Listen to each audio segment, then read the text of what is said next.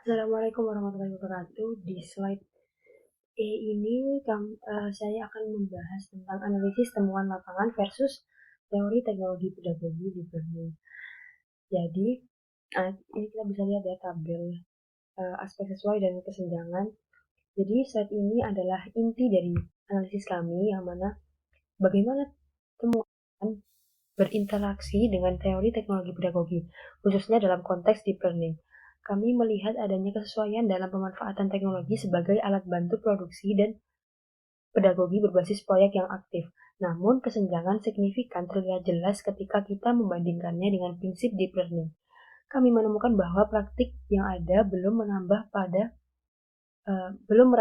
pada pembelajaran representasi otomatis. Misalnya bagaimana mengubah ide visual menjadi kode secara cerdas. Selain itu, ada minimnya pemodelan hubungan kompleks yang bisa dilakukan oleh deep learning, seperti memahami konteks ayat Al-Quran untuk merekomendasikan desain visual. Dengan kata lain, teknologi pedagogi di lapangan saat ini masih berfokus pada bagaimana penggunaan alat, bukan bagaimana membuat alat itu cerdas.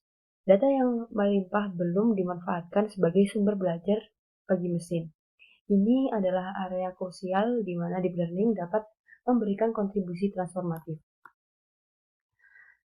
Oke, kemudian relevansi analisis bagi praktisi dan ilmuwan teknologi pendidikan. Nah, di sini ada tabel teknisi pengembang dan ilmuwan akademisi. Nah,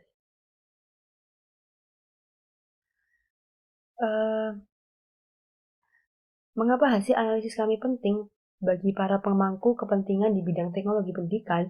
Bagi teknisi dan pengembang teknologi pendidikan, analisis kami adalah peta jalan. Ini menunjukkan dengan jelas bahwa mereka perlu mendesain alat dan media pembelajaran yang lebih cerdas. Misalnya, dengan fitur auto completion kode berbasis AI atau kemampuan menggenerasi kode dari desain visual. Ini bukan lagi sekedar alat bantu, melainkan mitra cerdas yang memahami kebutuhan pengguna dan konteks konten. Sementara itu bagi ilmuwan dan akademisi teknologi pendidikan, temuan ini membuka gerbang penelitian baru. Ada kebutuhan mendesak untuk mengembangkan kerangka teoritis TP dan yang secara eksplisit memasukkan peran deep learning, terutama dalam konteks pembelajaran desain konten religius. Temuan kami juga menjadi dasar untuk studi lebih lanjut mengenai efektivitas intervensi berbasis AI dalam meningkatkan kompetensi coding dan kreativitas desainer. Kemudian tantangan dan kendala pelaksanaan kegiatan. Jadi tentu tidak ada proyek yang berjalan mulus tanpa tantangan. Selama ini pelaksanaan kegiatan ini kami menghadapi beberapa kendala utama. Yang pertama, keterbatasan waktu, akses, dan observasi. Kedua, ada kurva belajar awal konsep deep learning. Dan yang ketiga, ketersediaan data latih yang spesifik. Dan keempat adalah kendala teknis. Yang mana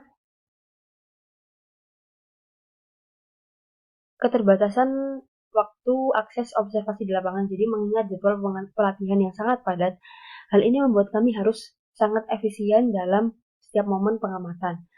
Yang kedua adalah mengingat latar belakang mereka yang beragam dari bidang desain,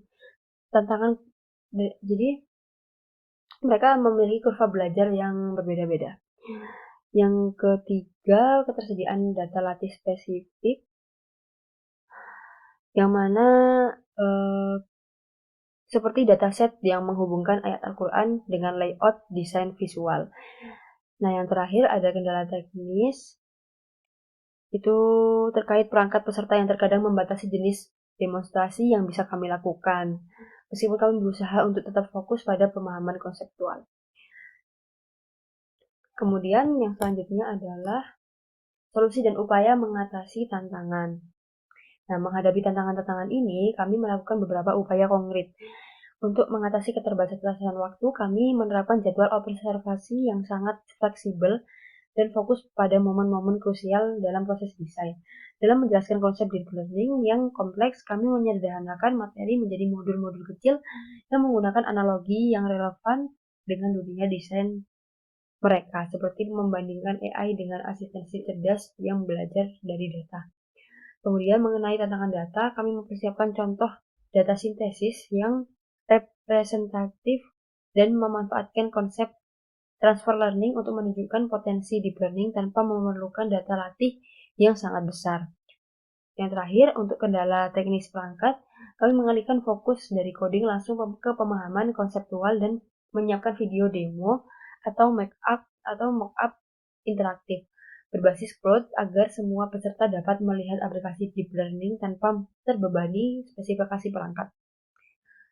Jadi, upaya-upaya ini memungkinkan kami untuk tetap menjalankan kegiatan sesuai dengan tujuan yang diberikan. Mungkin itu saja yang dapat saya sampaikan pada slide E ini. Jadi kurang lebihnya mohon maaf. Wassalamualaikum warahmatullahi wabarakatuh.